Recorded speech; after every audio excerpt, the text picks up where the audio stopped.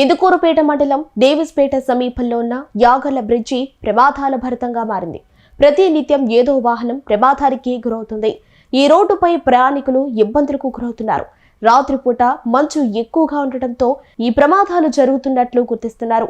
యాగర్ల ప్రమాదాలకు అధికారులు స్థానిక ఎమ్మెల్యే బాధ్యత వహించాలని వైసీపీ రైతు విభాగం అధికార ప్రతినిధి మద్దేపాటి నరేందర్ రెడ్డి డిమాండ్ చేశారు. ఇక్కడ జరుగుతున్న ప్రమాదాలపై ఇరిగేషన్, ఆర్ఎండ్బి అధికారులే బాధ్యత అని ఆయన హెచ్చరిక చేశారు. ఇందుకూరుపేట మండలం డేవిస్పేట సమీపంలో ఉన్న యాగర్ల బ్రిడ్జి ప్రమాదాల భరితంగా మారింది.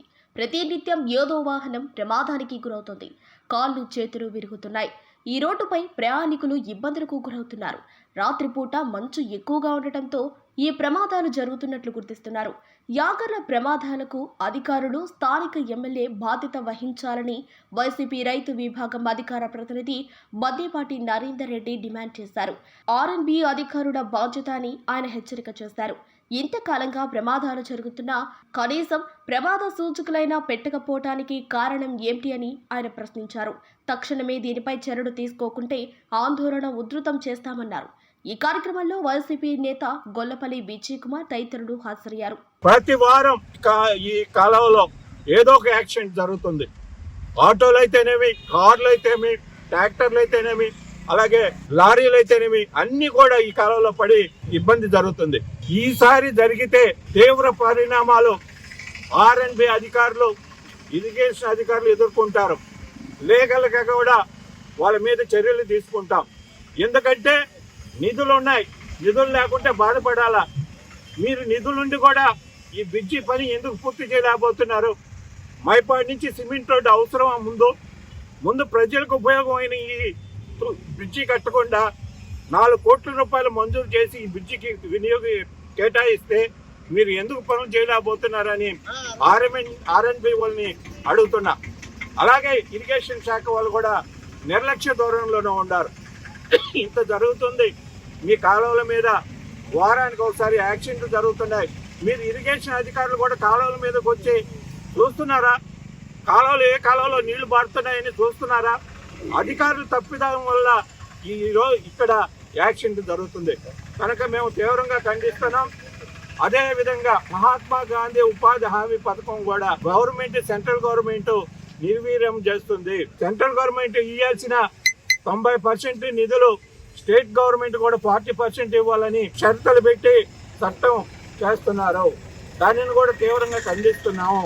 పేదలకి ఉపయోగపడే పనులు లేని కాలంలో ఉపాధి హామీ పథకాలతో పనులు చేసుకునే పేదల్ని నిర్లక్ష్యం చేస్తూ స్వాతంత్రం తీసుకొని వచ్చి జాతిపిత మహాత్మా గాంధీ పేరునే మార్చటం చాలా దురదృష్టకరం. మహాత్మా గాంధీ అంటే ఈ భారతదేశానికి స్వాతంత్రం తెచ్చిన నాయకుడు.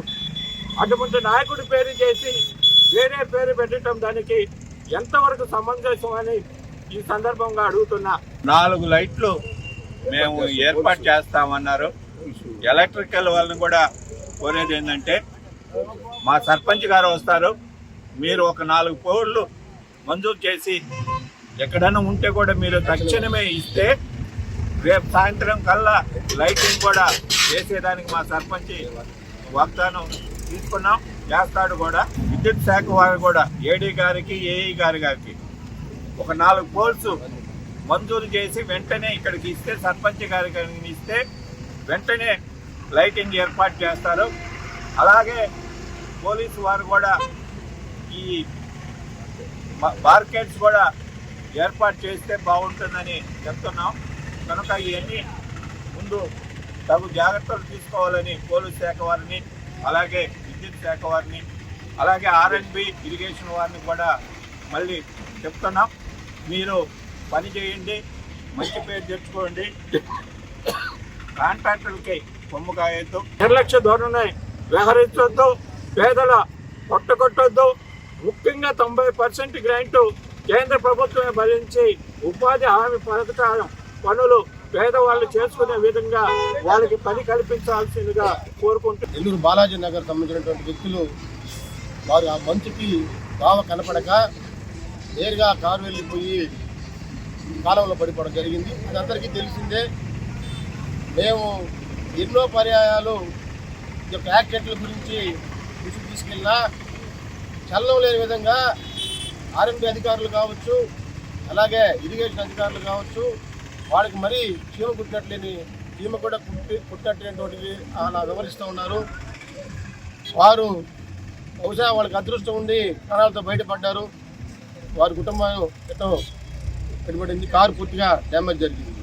ఇలాగ ఎన్నో నెలకి అందజెప్పిన వారానికి ఎన్నో ఇక్కడ పెద్ద పెద్ద వైర్లు పట్టేటువంటి ఎన్నో 40 టన్నులు 50 టన్నుల లారీలు ఇది యొక్క, ఎందుకంటే మన కోస్టల్ ప్రాంతంలో ఆక్వా కల్చర్ ఎక్కువ, చేపల కల్చర్ ఎక్కువ అని ఎన్నో టన్నులు లారీలు ఇక్కడ వాహనాలు రాకపోకలు జరుగుతూ ఉంటాయి.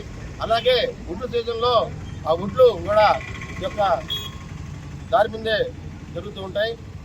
తాత్కాలికంగా ఆ రోజు మా ప్రభుత్వంలో శాంక్షన్ చేసినటువంటి పనులు పూర్తి చేశాం. ఆ రోజు అది క్రమేణా మీరు చూస్తూ ఉన్నారు, అది తగ్గిపోతూ వస్తూ ఉంది. దాని తర్వాత ఆ యొక్క మా ప్రభుత్వంలోనే ఈ రోడ్డు కూడా శాంక్షన్ అవ్వడం జరిగింది. చాలా సంతోషించాం.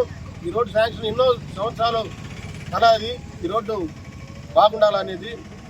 కానీ ఇది మంచికి అయిందే, లేకుండా ఉంటే జనాలతో ప్రాణాలతో చెలగాటం ఆడేదానికి ఈ రోడ్డు శాంక్షన్ అనేది మాకు ఇప్పుడు అర్థమవుతా ఉంది.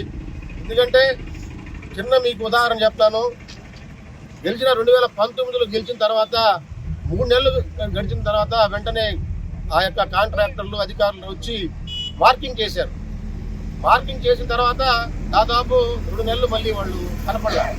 తర్వాత 2 నెలల తర్వాత వచ్చి మేము మార్క్ చేసే పోయాం కదా, మీరు ఇలాగే ఎందుకు పెట్టుకున్నారు, మీకు 6 రోజులు టైం ఇస్తున్నాము, మీరు మొత్తం తొలగించాలా, తొలగిపోతే ఖచ్చితంగా మేము మిషన్లు తీసుకొచ్చి బద్దలుగా పగల కొడతామని చెప్పారు.